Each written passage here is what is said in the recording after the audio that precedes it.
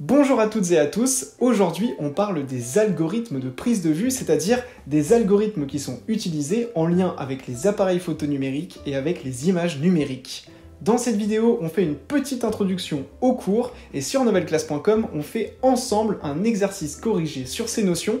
On va d'ailleurs faire du code Python pour utiliser des algorithmes sur des images numériques et te montrer concrètement comment ça marche. Donc pour voir cet exercice, c'est sur novelleclasse.com et on est parti pour le cours, let's go! Alors il faut bien comprendre que quand on prend une photographie numérique et donc qu'on crée une image numérique, notre appareil photo numérique ou notre smartphone, il ne fait pas que prendre une image numérique. En effet, des métadonnées EXIF qu'on a vu dans la vidéo de cours précédente sont associées à cette image numérique, mais il faut aussi savoir que des algorithmes travaillent en permanence sur les images numériques que nous générons. En effet, des algorithmes embarqués sur nos appareils effectuent de nombreux calculs sur les images générées. Lors de la prise de vue, il existe des algorithmes de stabilisation de l'appareil.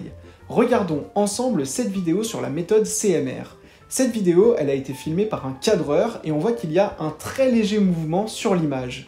Alors cette vidéo, elle a été filmée à la main, on sait que nos mains ont tendance à trembler, mais on voit qu'il n'y a aucun tremblement sur l'image, c'est simplement un très léger mouvement très fluide. Et bien ça, c'est permis grâce aux algorithmes de stabilisation de l'appareil qui vont automatiquement contrebalancer les tremblements et créer une sorte de mouvement très fluide. Les tremblements ont donc été supprimés et l'appareil a été stabilisé grâce à des algorithmes de stabilisation. Je pense que tu l'as déjà vu quand tu essayes de prendre une photo avec un appareil photo numérique, des petits carrés se mettent souvent autour de la tête des personnes. Et bien ce sont des algorithmes de mise au point qui détectent les visages des personnes présentes sur la photo pour que ces visages apparaissent nets. Il existe également des algorithmes de focus picking qui vont détecter automatiquement les contours pour faire la mise au point.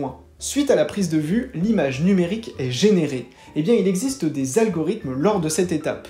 Des algorithmes qui vont par exemple corriger automatiquement la netteté de notre image numérique, mais on a également des algorithmes qui vont jouer sur la lumière et le contraste pour que notre image numérique ait le meilleur rendu possible. Lors de l'enregistrement de notre image numérique, comme on l'a vu dans la vidéo de cours, on peut enregistrer notre image numérique sous différents formats, par exemple le PNG ou le JPEG, et bien ce sont des algorithmes de conversion qui vont permettre de convertir notre image en différents formats. Et puis lors du retravail sur une image, pareil, des algorithmes vont intervenir pour corriger à nouveau la netteté de notre image, pour réduire le bruit sur notre image ou pour retravailler les couleurs présentes sur notre image. Ces algorithmes de retravail sur les images numériques, ils fonctionnent souvent par un travail pixel par pixel, c'est-à-dire qu'ils vont modifier certaines données sur chaque pixel de notre image, et c'est ce qu'on verra dans le détail dans la vidéo d'exercice. Alors peut-être que ton appareil photo numérique te demande parfois de faire des mises à jour, ça peut te paraître très bizarre parce que c'est un appareil photo, c'est un objet physique, donc on se demande pourquoi cet appareil fait des mises à jour, et bien c'est tout simplement pour mettre à jour ces algorithmes dont je viens de te parler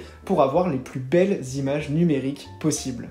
Dans la vidéo d'exercice disponible sur novelleclasse.com, le lien est dans la description, on va découvrir ensemble comment manipuler des images numériques, on va créer ensemble un petit algorithme en Python pour retravailler sur une image numérique et en modifier les couleurs. Donc je t'attends sur novelleclasse.com pour voir cette vidéo d'exercice et je te dis à très vite. C'était Théo, ciao!